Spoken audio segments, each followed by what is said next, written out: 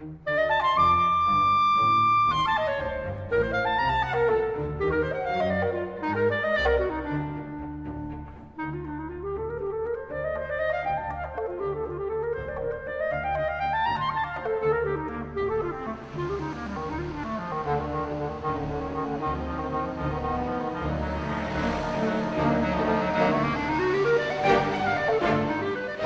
was recording a television film for BBC called Gentlefolk back in about 1978, and I wrote it for the wonderful clarinetist Thea King. She became Dame Thea King, and she played quite wonderfully, and I thought she was at that time the best clarinetist in the world. And at the end of the session I said, "You played wonderfully," but she said to me, "I hear you wrote a big work recently for orchestra. There are no clarinets in it." I said, "Yes, that is true, actually." So she said, "Don't you like clarinets?" I said, "No." I said, "I love clarinets, especially the way you play yours." So she said, "Okay," she said, "write me a clarinet concerto." So I said, "Do you usually commission clarinet concerto?" She said, "I've never commissioned any in my life, but I'd like you to write a clarinet concerto." So I set about writing it, and I wrote it very much for her.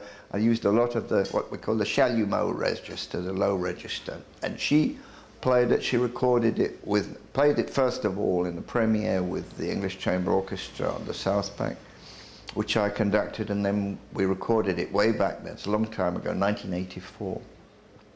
Now, just after that, my publisher at that time, he said, "I think the first movement is too simple, it's simplistic, there's not enough going on."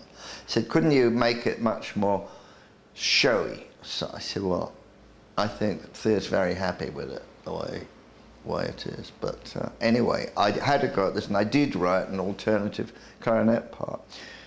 The publisher presented it to Thea. We had a concert in Valencia, I remember, in Spain, and just before she was going, he said, "By the way, this is the new version." And she said, "What, you're going to giving me the new version just before I play it? Are you crazy?" So she said, "No, I will never touch it." And actually she was very upset by this. So, and it was never used, this other version. Now, several years after that, I met Andrew Marriner, who's the son of Neville Marriner, and I met him round here in Kensington, where we are, at this barber shop.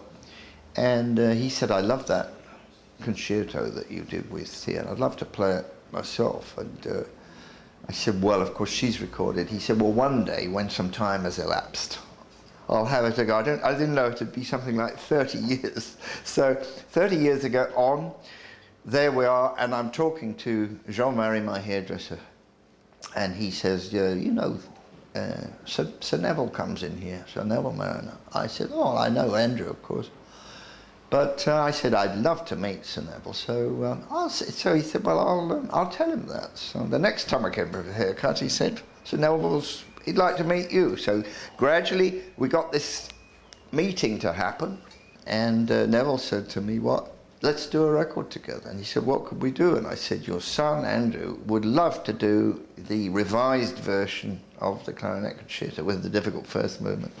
"Oh," he said, "well, that's an interesting idea." So we looked at that, and eventually he said, "Let's do it with Pentatone, let's do it in St. John's Church, and and let's do it with the Academy of St. Martin in the Fields," which we did last September, and a wonderful thing it was.